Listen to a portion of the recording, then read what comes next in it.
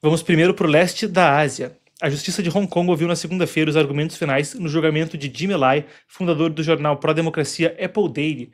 Aos 77 anos, ele pode pegar prisão perpétua sob a Lei de Segurança Nacional imposta por Pequim em 2020. Pessoal, importantíssimo. Quando hoje se fala sobre Lei Global Magnitsky, em Hong Kong eles já estão cientes sobre o assunto. O Jimmy Lai teve no cerne da polêmica dos protestos de 2019. Naquela ocasião, a Carrie Lam, que sofreu sob a Lei Global Magnitsky, de fato, reprimiu a população local e acabou com o fechamento do jornal Apple Daily, um dos mais lidos ali de Hong Kong e Taiwan.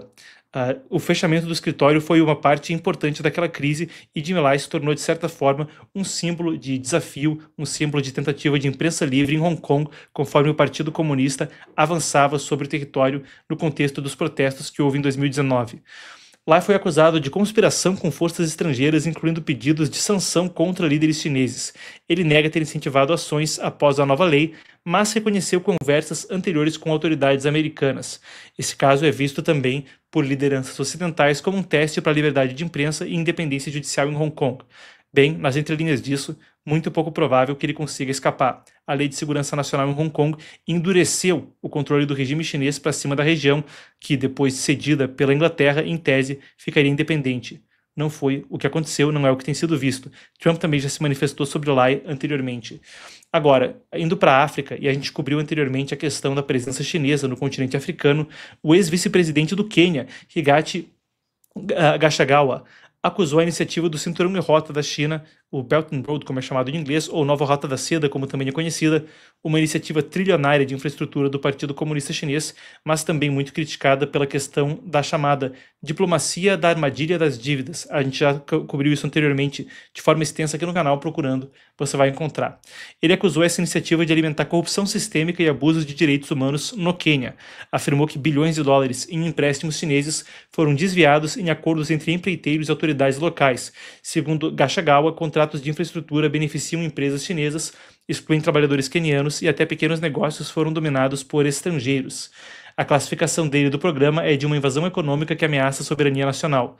Ele foi destituído em 2024 e anunciou uma candidatura para a presidência em 2027, então, o ex-presidente Gachagua. Vale a pena acrescentar que acusações similares foram vistas em países como Argentina e Equador, muito perto, então, também das fronteiras brasileiras, e mesmo na usina de Belo Monte e algumas outras obras brasileiras que tiveram envolvimento chinês.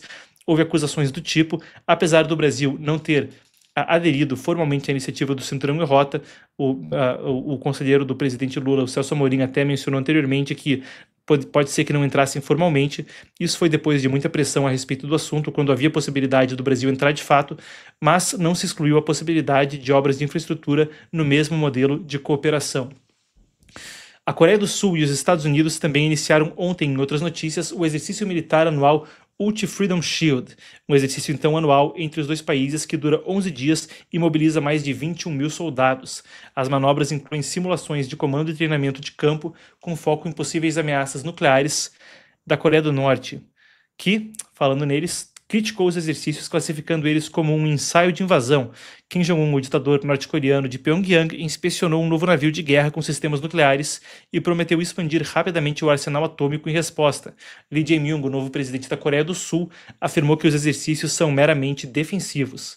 Ele busca retomar o acordo militar de 2018, então também para reduzir tensões na península. Tem sido crescente a situação, mesmo com um governo novo que foi criticado por ser mais condescendente com China e Coreia do Norte. A tensão na Península Coreana segue em alta.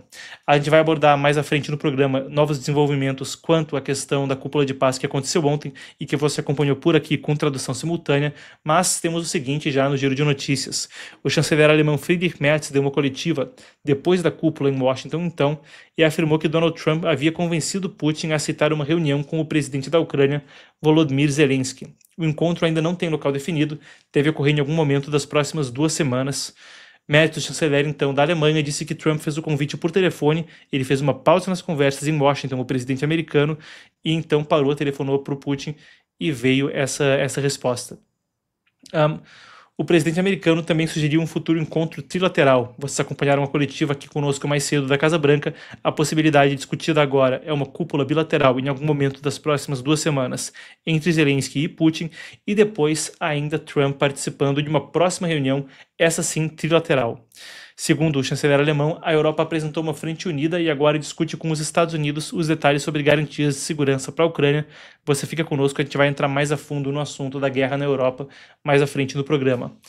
E agora, nos Estados Unidos, internamente, 21 procuradores gerais estaduais estão processando o Departamento de Justiça e a Procuradora-Geral Pam Bondi, que também é ministra da Justiça nos Estados Unidos, é um cargo só, Attorney General. A acusação é que o governo Trump teria retido $1 bilhão em programas de vítimas de crimes, programas indenizatórios do governo, porque exige em troca cooperação em policiamento migratório. Esses recursos são da Lei das Vítimas de Crimes, criada em 1984. Eles custeiam abrigo, linha direta, terapia, kits para recuperação de pessoas que ficaram traumatizadas por violência sexual e também despesas médicas com funerárias. Os autores dizem que a condição é inconstitucional. Estamos falando dos procuradores gerais que fizeram então esse pedido, dizem que reter esses fundos seria inconstitucional e um abuso de autoridade do Departamento de Justiça. A gente aguarda para ver como a coisa vem agora na sequência, quando a gente fala do embate político nos Estados Unidos. Se no Brasil o debate sobre lawfare ou instrumentalização do judiciário é muito amplo, nos Estados Unidos os dois lados também têm acusações conflitantes. Logo na largada do mandato de Trump e com algumas das ordens executivas de primeiro momento, como por exemplo o desmantelamento da USAID, a Agência dos Estados Unidos para Desenvolvimento Internacional, tão polêmica até assunto de audiência no Congresso brasileiro, houve também protestos em massa, ou melhor dizendo, processos em massa contra o governo americano que diz que há um lawfare organizado contra si. Isso tem aí alguma base quando a gente fala da discussão. Foi mesmo dito que alguns procuradores e alguns advogados de tendência democrata estariam partindo com tudo para cima do governo no judiciário como uma estratégia na largada do mandato. A gente aguarda para ver o desdobramento e, claro, para um julgamento mais preciso, é necessário ver caso a caso o que tem ou não mérito para que o público forme a própria opinião. Mas, nesse sentido, Trump anunciou ainda que vai assinar decretos executivos para restringir o voto por correspondência antes das eleições legislativas de 2026, as tão disputadas midterms que podem determinar o futuro de uma maioria republicana no Congresso. Atualmente, os republicanos, depois de uma vitória avassaladora em novembro, têm não só a presidência, mas também maioria na Câmara e no Senado. Vocês conferiram isso, na verdade, aqui no programa ontem, foi ao vivo. Trump foi perguntado em meio às coletivas com os líderes europeus sobre isso, disse que mesmo sendo fora do assunto iria responder e afirmou que uma medida contra votos por correio e uma revisão das máquinas eletrônicas que participam do processo eleitoral em muitos estados seria necessária para garantir, aspas, mais honestidade no processo eleitoral. Ele escreveu na sua rede social, a Truth Social, que vai liderar um movimento contra cédulas enviadas pelo correio e citou supostos casos de irregularidades em outros países. Ele já havia tentado impor prazos mais rígidos para o recebimento de votos, mas parte dessas ordens foi bloqueada por tribunais.